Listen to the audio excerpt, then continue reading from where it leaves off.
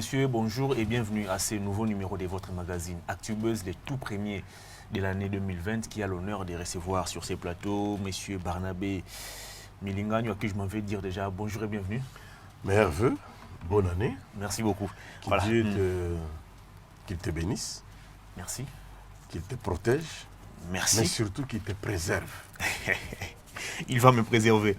Voilà, avec vous, on va essayer un peu d'évaluer l'année 2019. On va tenter de prendre un peu quelques secteurs. Puis on va revenir, si le temps nous le permet, au discours à la nation de Martin Fayoul. Ça vous arrange? Moi, je n'ai pas de problème. Je suis analyste, donc je suis supposé commenter toutes les informations. Voilà. Et bilan 2019, d'abord, comment vous qualifiez l'année 2019 sur le plan politique, d'abord? Une année historique. C'est vraiment une année historique. Comme 2020, c'est aussi une année historique sur le plan spirituel. Ah bon? Vous savez que la dernière fois où nous avons eu sur le calendrier les chiffres 10-10, il y a 1000 ans. Donc nous, Dieu nous a fait grâce d'être présents sur la terre des hommes où il y a les chiffres 20-20. La prochaine fois, sur cette terre des hommes, où il y aura les chiffres 30-30, ça sera après 1000 ans. Il n'est pas certain, avec le réchauffement climatique, d'abord toi et moi on ne sera pas là, ça, au moins ça c'est une évidence. Mais seul Dieu sait si le monde continuera à exister 1000 ans de cela. Alors, l'année 2019 a consacré l'alternance.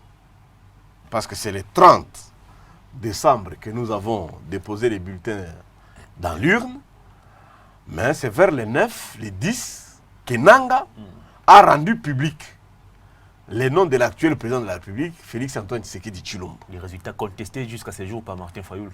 C'est un Congolais. Les élections, ce sont des jeux, et dans les jeux, même les VAR, la vidéo d'assistance pour les arbitres, là, il y a toujours des contestations. Et donc, premier miracle, nous assistons à l'alternance. J'aborde, mais je ne souhaite pas que cette alternance-là soit célébrée. Je propose, comme l'a dit Lambert Mende, qu'elle soit commémorée. Donc vous êtes contre les 6 millions, vous êtes contre la célébration du journée du 24 janvier, vous êtes aussi contre que la journée soit décrétée une journée fériée. Spirituellement, moi je suis le Noé du temps moderne. Ah bon? C'est-à-dire, le président Tshisekedi, il a l'esprit de Daniel. La Bible dit, même si quand Dieu est très fâché, s'il croise dans une nation où il y a Job, Daniel et Noé, Dieu va retirer sa colère. Tshisekedi, il est en train de jouer spirituellement le rôle de Daniel. Il a présenté le 23 juin cette nation à l'Éternel. C'est le plus grand miracle. Lumumba n'a pas fait ça. Kasavubu n'a pas fait ça. Mobutu n'a jamais fait ça. Mzee, les pasteurs qui nous suivent savent, ont demandé à Mzee de consacrer. Il ne voulait même pas. Maman Olive prie beaucoup. Mais les pasteurs de la ville de Kinshasa, ceux qui l'ont fréquenté, Joseph, l'ont supplié de présenter cette nation à l'Éternel. Il n'a jamais fait ça. Seul Félix Antoine Tshilombo, Tshisekedi, a présenté le 23 juin cette nation à l'Éternel, en disant, l'Éternel, moi je me lève, toi, assis-toi. Je demande pardon, non seulement pour mes péchés, moi comme président actuel en exercice, et pour mes prédécesseurs, et pour toute la nation. Cette phrase-là, spirituellement, et même dans d'autres domaines, c'est la plus grande, et c'est le plus grand miracle que nous avons connu. Voilà la vraie alternance. Parce que cette nation, il ne faut pas oublier qu'elle était manipulée par les Prima Kuria, si on se référait au témoignage de Sakombi. Nous avons eu des francs-maçons qui ont traversé toute la règne de Joseph, où être maçon, être rosicrucien, paraissait être une exception. Mais aujourd'hui, dans le discours du chef de l'État, à la nation, vous retrouvez des versets bibliques. Je rappelle en passant que depuis que Macron est à la tête de la France, il n'a jamais prononcé le mot Dieu. Macron, président de la France.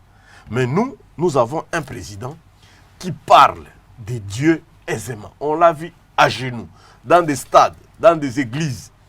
Voilà au moins quelqu'un qui est en train de remettre Dieu au centre. Et pourtant, certaines langues estiment qu'il ne devrait pas faire allusion à Dieu, d'autant plus que nous sommes un État laïque. Non, là, les gens interprètent très mal la laïcité. La laïcité n'impose pas à chaque citoyen obligatoirement d'appliquer la religion du roi ou la religion du chef. Même en Turquie, c'est la laïcité, la Chine, c'est la laïcité, mais on coupe les musulmans de barbe. Même en Arabie Saoudite. C'est-à-dire, on ne peut pas empêcher ça. Mais lui, comme chrétien, il assume sa chrétienté. Si moi je suis Noé du temps moderne, c'est parce que je crois qu'il faut placer Dieu au centre de l'arche. Et la RDC est mon arche. Alors, parlant toujours de la politique, est-ce qu'aujourd'hui, vous pouvez dire que le président se sent pleinement président parce que partout il passe, on lui repose la même question. Ici au pays, nous avons des ordonnances bloquées, à faire 15 millions, 200 millions. Lui-même, il a déclaré 2020 comme étant année d'élection. Est-ce que vous estimez que c'est au cours de cette année 2020 que le président va réellement s'affirmer? Rappel historique. Qui a fait mieux comme président de la République plus que Tshisekedi? La première année. Faisons recours à l'histoire. Revenons au président de la République. Kassavou, à la première année de la présidence, du 1er juillet, admettons le 30 juin parce qu'il a prononcé discours comme président de la République, 30 juin 1960 au 30 juin 1961, il a tué combien de gens? Il y a eu combien de meurtres? Il y a eu combien de menaces de sécession? Il y a eu combien de problèmes? 24 novembre 1965 au 24 novembre 1966, qu'est-ce que Mobutu a fait plus que ce que Tshisekedi a fait? Mzee, quand il arrive à Kinshasa, le 17 mai 97 au 17 mai 98, qu'est-ce qu'il a fait? Joseph Kabila, la même chose. C'est facile de critiquer, mais lorsqu'on a le sens critique de ce qu'on appelle critique historique. Kabila nous a amené les 5 chantiers, la révolution de la modernité. Je parle de la première année. Je parle de la première année. Pourquoi personne n'a fait comme Tshisekedi?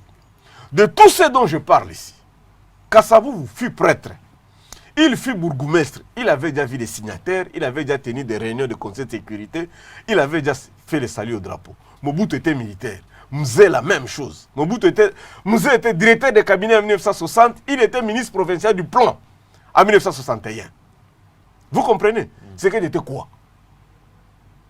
Les gens les critiquent, mais qui peut faire mieux que Tshisekedi? Vous voyez, à la première année, il est quelqu'un à saluer. Son discours à la nation, moi je l'ai suivi sur une chaîne concurrente. On était plusieurs analystes. Moi j'avais dit, le président de la République va parler au moins pendant 3 heures. Et je l'attends qu'il aborde 35 points. Tshisekedi, selon ma montre, il a parlé 2h34 minutes. Mais selon la montre du président de l'Union de la presse congolaise, Jean-Marie Kassamba, le président de la République a parlé pendant 2h47. Moi, j'ai inventorié, le président avait abordé 39 points. Il avait omis 3. Ça, selon moi comme analyste. Il n'a pas parlé des jeux de la francophonie. Il n'a pas parlé de la levée des sanctions et il n'a pas parlé de la presse. Parce que c'était quand même la première fois qu'on traverse en République démocratique du Congo une année où il n'y a pas de journalistes incarcérés. Excepté Mike Mukeba, il a été arrêté comme député. Et on n'a pas enterré des journalistes. Il devrait en faire allusion. Et surtout que lui, le président Tshisekedi, a 65 personnes dans son équipe de communication. 65. C'est quand même quelqu'un qui accorde de l'importance à la communication. 65 personnes pour quel travail? Bon, j'ai apprécié son message à la nation. Je l'ai trouvé très bon. C'est la bonne manière. Il commence quand même à s'amender. Vous savez, même eux, ceux qui ont été retenus dans l'équipe communicationnelle, Kassongomo Mayamba Yamba, ce n'est qu'un présentateur de journaux à la radio. Devenu porte-parole, c'est la première fois qu'il le fait. Tina Salama n'était que la radio au Capi. C'est la première fois qu'elle aussi est là. Donc, Iskilo Chou, ils sont nombreux. Hein, ils sont nombreux. À part Giscard Koussema, qui lui aussi, au lieu de jouer le rôle de directeur, de coacher les journalistes qui doivent accéder au président, jusqu'à fait maintenant, il devient reporter. Tout un directeur de la presse Il est présidentielle. adjoint. Non, c'est un directeur. Et n'est-ce pas Abraham qui est les titulaires? Oui, Abraham est titulaire, il est secondé de Giscard et Paul Diakese. et Paul Diakese. Mais nous n'écoutons que la voix de Giscard Koussema. Je lui demande d'être directeur. C'est un facilitateur. Il doit te faciliter, toi, à interviewer le président. Quand ils sont à l'étranger, il laisse le président parler. Quand il est ici, lui-même s'accapare le micro pour faire le reportage du président. Monsieur Giscard Koussema, vous êtes directeur de la presse présidentielle. Alors, on n'a pas fait ça. On va évoluer cette fois pour parler de la sécurité.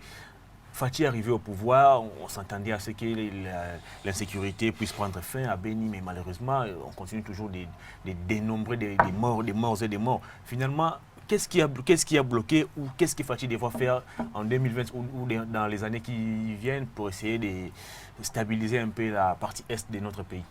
Il avait promis en disant qu'à la fin de l'année, à Beni, on va fêter. Ah, malheureusement, il y a, je crois, 1 ou 2 jours, on a encore Non. compté des morts. D'abord, félicitations au président. Parce que Fayoulou et Mouzito sont allés fêter la nativité à Beni. Mais ils n'ont rien amené. Comment ça? Moi, je n'ai pas vu les Soso. Non, ils ont fêté avec les orphelins. Non, ils se sont inclinés aux tombes des morts. Ils ont fêté aussi avec Moi, les je n'ai orphelins. pas vu. Maman Olive a fêté avec certains Non, vérifie. journalistes. J'ai vu Pantikeri exposer le Ngombe. Moi, j'ai vu ça. Le président de la République a dit fêter avec les démunis. Nous avons vu des gens fêter.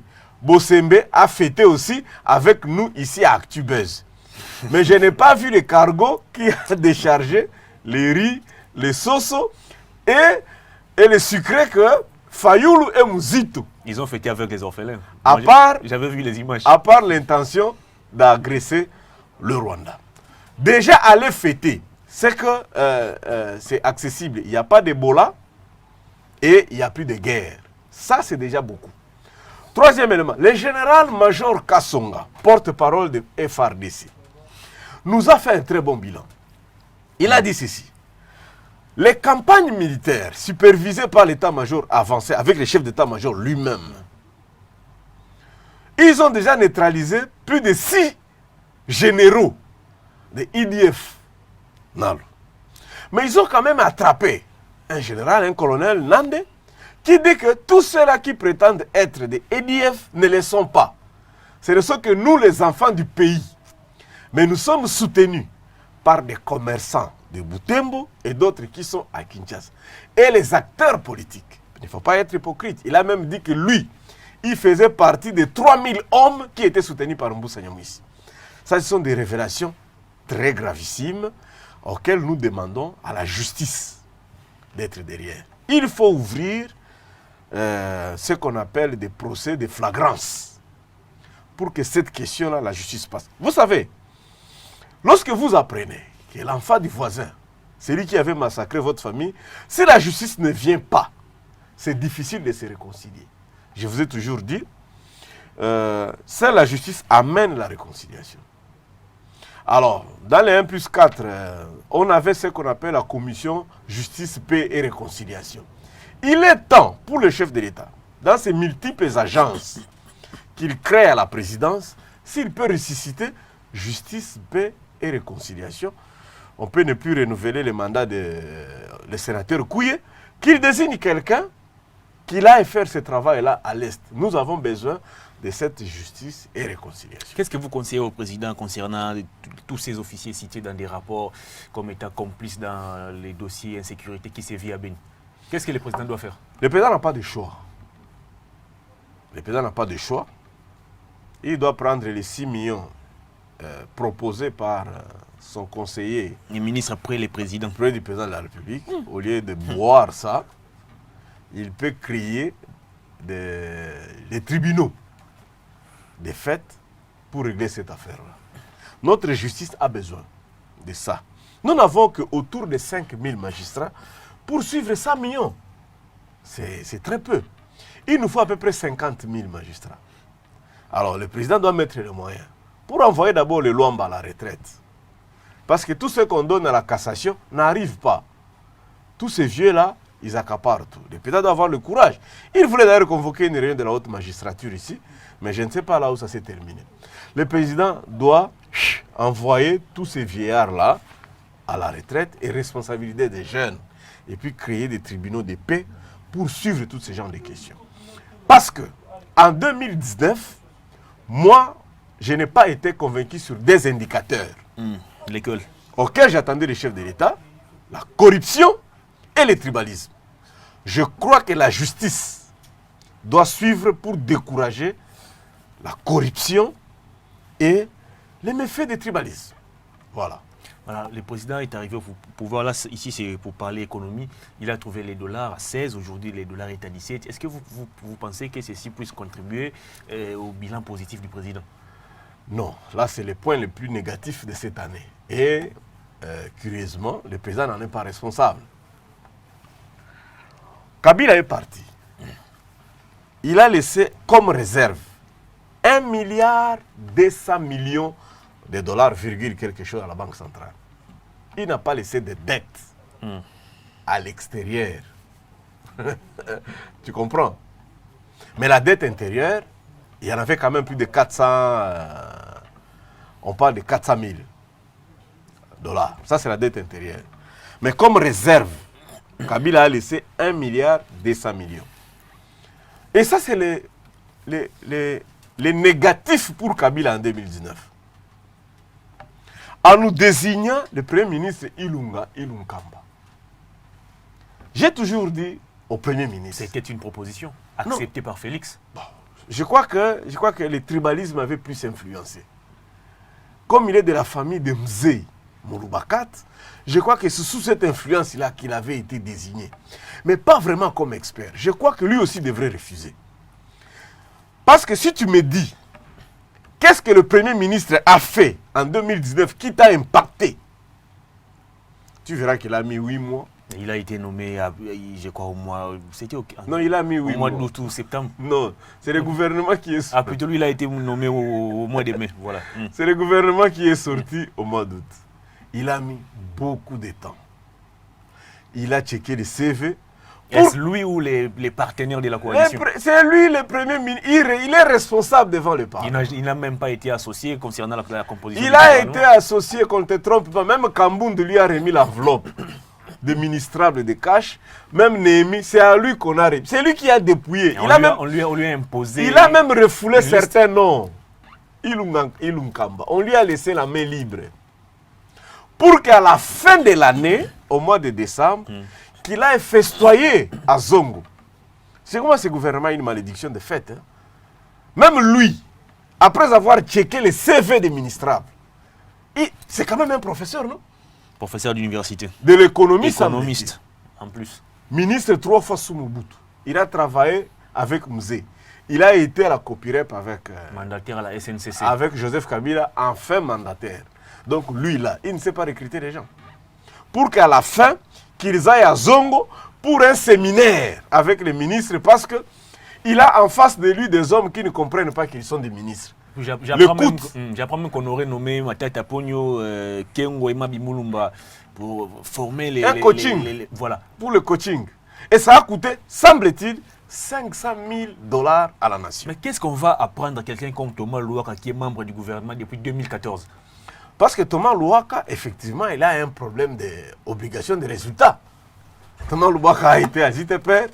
Quel est le résultat que nous pouvons retenir du passage de Thomas Louaka? Il est à l'enseignement supérieur. Là aussi, on risque de ne rien retenir. Déjà, on annonce les frais académiques à l'UNIKIN qui passent de 253 000 à 400 000, comme ça. Bon, là, c'est un problème d'équipe. Mais Thomas Louaka, enfin, je ne verrai pas revenir sur Thomas Louaka. Il serait mieux d'ailleurs qu'il soit ministre de la Défense ou qu'il reste dans l'histoire de l'armée, qu'il maîtrise un peu bien. Mais on ne peut pas avoir un gouvernement. Vous êtes là depuis le mois d'août. 4 mois après, on constate qu'il n'y a pas de cohésion. Vous êtes incapable de produire de nos techniques. Quand vous regardez la télévision nationale, il n'y a pas de décision. Il n'y a pas d'arrêté. Il n'y a pas de notes techniques. On ne sent pas la pertinence. J'ai suivi hier les journalistes en train de dire à Mende, tu nous manques. Parce que Jolino Makelele, à part le compte rendu, il est taiseux. On ne le sent pas. La critique était facile contre Mende. Il a dit que chacun a sa manière de mener la politique. Oui, mais à part ça, qu'est-ce qu'on voit encore? Il n'améliore pas les signaux de la RTNC. La RTNC n'arrive pas partout. Il n'améliore pas les conditions des journalistes. Donc, lorsque 4 mois après, vous constatez que l'équipe là ne joue pas. L'entraîneur de Monaco vient d'être démis de ses fonctions, non? Pourquoi pas lui, qui est le capitaine ou l'entraîneur de cette équipe gouvernementale, ne soit pas remercié? Parce que 4 mois de règne, moi, Barnabé, je n'ai rien retenu dans ce gouvernement-là, ou quel est l'impact de notre Premier ministre. Voilà, nous sommes à taux à 17, 18. Ça varie d'ailleurs.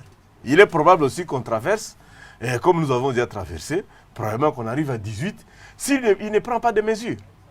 Parce qu'aujourd'hui, avec les FMI, avec Banque mondiale qui sont en train de ramener ici, ils vont être contrôlés par l'extérieur. Donc notre souveraineté là que Kabila a protégée, Kabila n'a pas travaillé avec les FMI. Il a évité, pour que nous soyons souverains, qu'on finance nous-mêmes la CENI, qu'on ne nous traque pas au nez. Voilà un moboutiste à la tête du gouvernement qui veut nous ramener dans les méthodes de FMI et ça va nous rendre la vie difficile. Donc c'est malheureux de constater un chef du gouvernement, économiste de surcroît, professeur d'université, qui risquera de quitter les gouvernements sans impact. Robert avait toujours l'habitude de dire à quoi bon de naître et de rester sur la terre si tu ne peux pas impacter ton environnement. Donc lui, j'ai toujours dit au Premier ministre de faire attention qu'on ne crache pas sur sa tombe un jour. Lui, il a la chance de corriger les erreurs qu'il avait commises quand il était ministre à l'époque de Mobutu. Il revient au gouvernement à 72 ans. Voilà, somnambulus. Il ne fait rien au gouvernement. Voilà, on va poursuivre avec les bilans dans un autre numéro. Prenons les discours à la nation de Martin Fayoulou. Fayoulou qui décrète 2020 comme étant année de la libération du peuple congolais. Je vais essayer de lire pour vous quelques passages de son discours.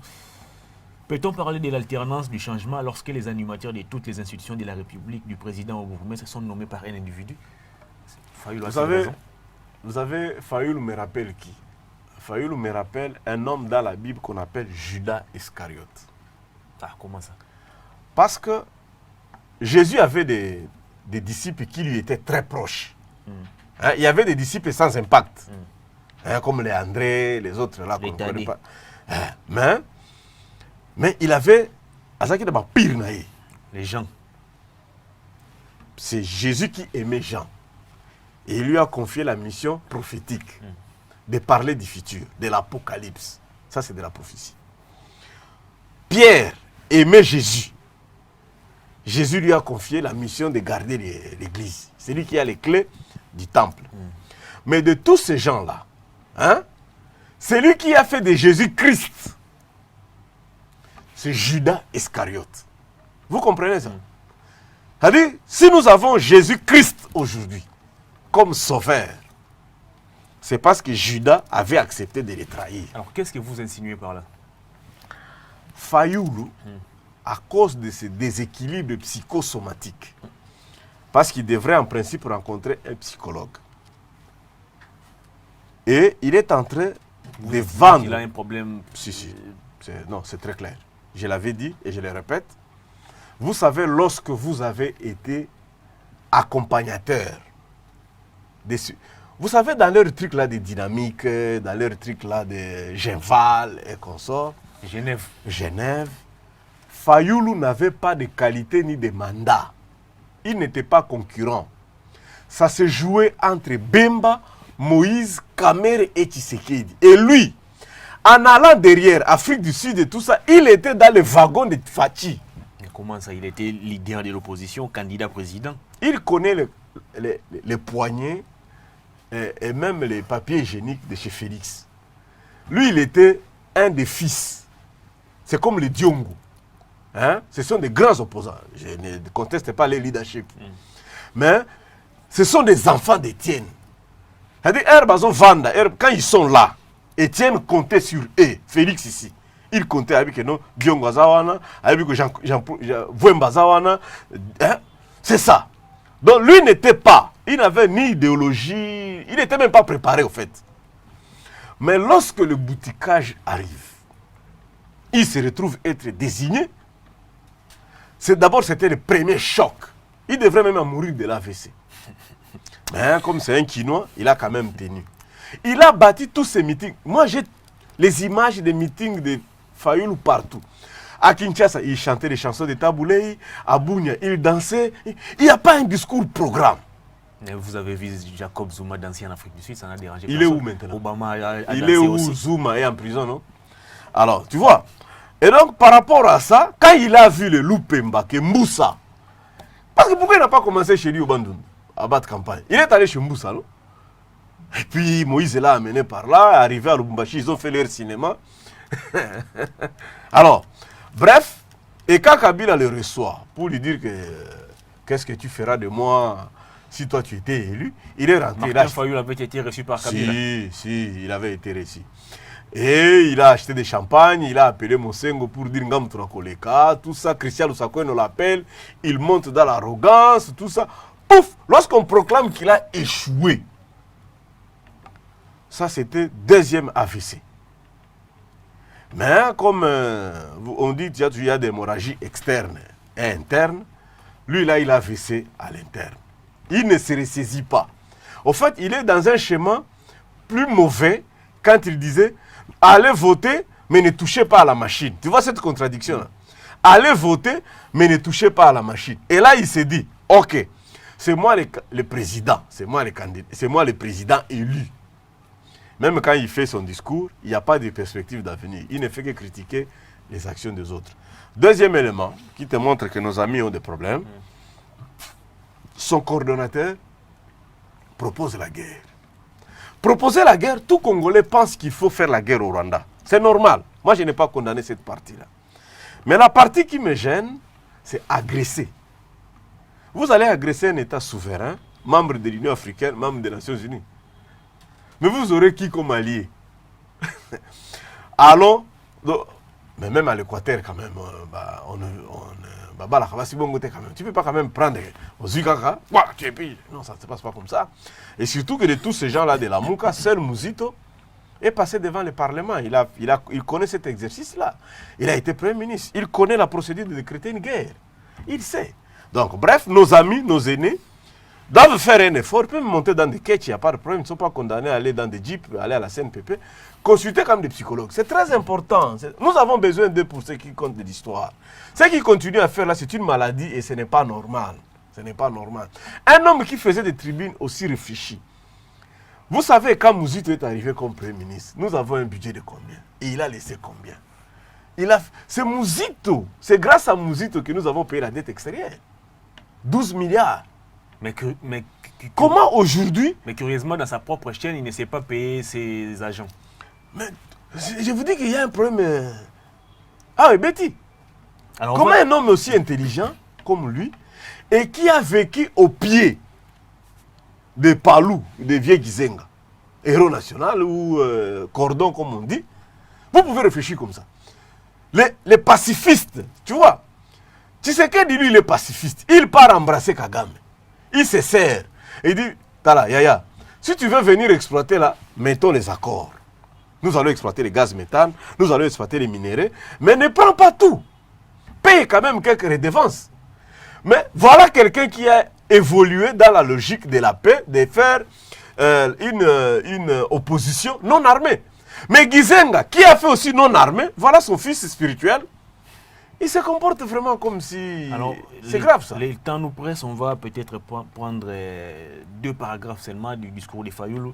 Peut-on parler de l'alternance du changement lorsque l'on est contraint de sillonner le monde aux frais du trésor public pour exécuter la procuration donnée par M. Kabila au point de défendre les auteurs des violations des droits humains sanctionnés par l'Union européenne et les États-Unis d'Amérique? Pourquoi, jusqu'à ce jour, vous continuez toujours, vous, acteurs politiques, de voir l'ombre de Kabila? Au fait, il n'y a pas, à part Mobutu. Bon, qu'est-ce que je veux dire? Chaque acteur politique a sa mission spirituelle que Dieu lui envoie. Tu comprends?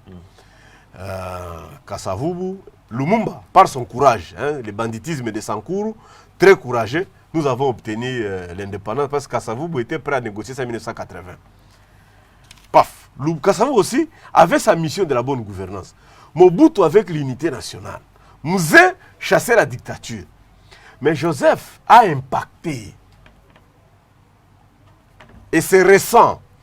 Lorsqu'on parle de Kasavubu ou d'autres instituts, même quand on parle de Mobutu, les gens commencent à oublier. Mais l'impact de Joseph, il est très fort. D'ailleurs, je demande au Raïssi de faire un effort. Je sais qu'il est capable. Imaginons une hypothèse que Joseph s'est retiré, par exemple, du Congo pendant 3 ans. Il est libre. Il peut aller faire d'autres spécialités. Il aime le journalisme. Il avait lui-même dit dans une conférence de presse qu'il peut faire le journalisme. Lui qui est d'ailleurs taiseux, comment va-t-il faire? Non, il peut apprendre. La presse écrite, il est taiseux. Même les muets, les babes peuvent faire la presse écrite. Il peut écrire des articles. Il faut de temps en temps aller interviewer les gens. Bon, supposons aussi quand même que l'ONU lui donnait des missions. Parce qu'il y a quand même beaucoup d'émissions. En Bolivie, il y a des problèmes aujourd'hui en Bolivie. Il peut aller là-bas comme... Pourquoi il ne peut même pas devenir secrétaire général des Nations Unies? C'est possible, c'est possible. Et il a tout ce qu'il faut. Mais imaginons, prenons cette hypothèse-là, qu'un jour-là, Chamoulesso reste gérant de Kingakati, Kabila a pris son avion à 2h du matin, il est parti. Pour 3 ans. Je crois que les choses, les bouteilles vont se ranger dans les casiers. Hein, les bouteilles vont se ranger dans les casiers. Donc, ne l'airons pas, comme on dit en français. 2020, c'est une année d'action. Nous voulons voir... Année de la libération aussi du peuple congolais, selon Martin Fayoul. Bon, on verra. Moi, je suis le Noé d'État moderne.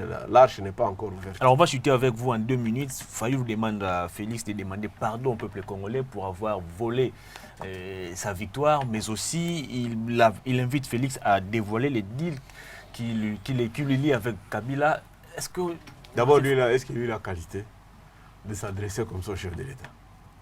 C'est un citoyen congolais. Alors le 23 juin, qu'est-ce que le président... Ancien ami du président, bon pas ancien ami, ami quand même du président. Le 23 juin, qu'est-ce qu'il a fait au stade? Il s'est mis à genoux, non? Non, lui il veut que Félix demande pardon au peuple congolais par rapport au résultat des élections. Le 23 juin, le stade n'était pas vide, il y avait le peuple congolais. Il s'est agenouillé devant Dieu et devant le peuple congolais. Mais ce n'était pas pour demander à Dieu de lui accorder pardon par rapport Dieu, je demande pardon pour mes fautes à moi et les fautes de mes prédécesseurs notamment, les fautes de tout ce peuple. Notamment les vols de la victoire de Martin Fayoul. Les notamment là, il peut en avoir plusieurs dans les notamment là, non? Mais le 23 juin, qu'est-ce que le président a fait? Il s'est mis à genoux devant Dieu et devant le peuple congolais. Et la phrase que moi j'ai retenue, je demande pardon pour ce que moi j'ai commis comme erreur, président en exercice, et pour mes prédécesseurs et pour tout le peuple. Il doit aussi dévoiler les deals qu'il a fait avec Kabila, selon Martin Fayoul. Mais pas c'est leur deal. Deal déjà ça fait 2 personnes. Est-ce que ça est un trio? Deal ça veut dire 2 personnes. Il estime que les Congolais ne sont pas bénéficiaires de ces deals. Vous pensez que Félix a peur des deals? Félix avait déjà cédé le mandat avant même d'en avoir. Les deals de cash là. Qui sera candidat en 2023? Est-ce que c'est Félix ou c'est... Jean-Marc Kabound dit que l'UDPS est au pouvoir jusqu'à ce que Jésus va revenir. Kabound là, chez nous les Baswahili, quand on nous disait que les laits enivrent, on croyait que c'était faux. Vous estimez qu'il est ivre du pouvoir aujourd'hui? Non, du lait. L'émission est complètement terminée. Puisque c'est les premiers jours de l'an, je vous permets quand même de présenter vos vœux à 5 personnes de votre choix. Cette année, à titre personnel, je voudrais présenter mes vœux à mon pasteur. Vous l'aimez beaucoup? Ah oui. Vous les citez de temps en temps? Hors caméra, je ne citerai pas son nom. Mais au cours de l'an 2019, mon pasteur a prononcé 2 phrases les plus puissantes sur moi. Le jour où il était en train de me oindre et de me bénir comme acteur politique, il a dit une phrase et je lui ai dit... Vous avez été béni? Oui, moi je suis un chrétien pratiquant. Ouin d'ailleurs. Mon pasteur avait dit ceci: Barnabé, va et que ta voix porte plus loin.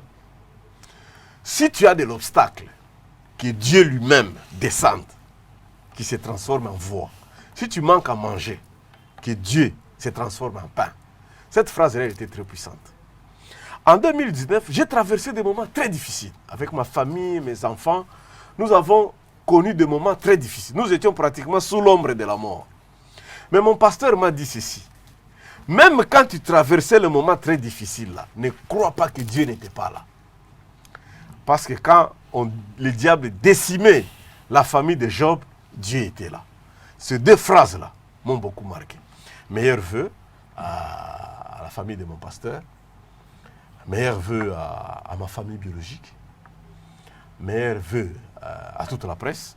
Merci. Tu as été un homme extraordinaire. Merci beaucoup. Je présente mes vœux aux progressistes de Sami Badi Banga. Je présente mes vœux à Eddie Garambe. Eddie Garambe, c'est un ami. Il m'a fait beaucoup de bien. Je présente mes vœux à Bifor Fortina Bissereli, qui est un ami à qui que je demande que Dieu préserve, parce qu'il a un travail où il faut qu'on prie pour lui. Et que Dieu se montre en action pour cette année. C'est une année de la foi. Une année de la libération et de l'action. Moi, je décrète une année de la foi. Merci beaucoup, monsieur Barnabé Kika. Non, Barnabé Midingano, je suis tenté de dire Kikaya. Kikaya, c'est mon homonyme. Je l'aime beaucoup, un professeur. Il m'a enseigné aussi à l'UNIKIN. C'est un homme bien, c'est un homonyme. Il prie aussi chez nous. Ah, voilà, l'émission est complètement terminée. Moi, je vais dire meilleur vœu à toute l'équipe de Congo Blaise, en commençant par Christian Bossembe, Homo Fortis Elikia, Jérémy Maïkandi, Milka, bonne guérison à toi, Jacob, Néhémie, les jeunes réalisateurs de l'émission. Vous avez été très nombreux à nous soutenir. Nous vous disons sincèrement merci. Continuez toujours de nous accompagner. L'émission est terminée. Au revoir. D'ici là, portez-vous bien.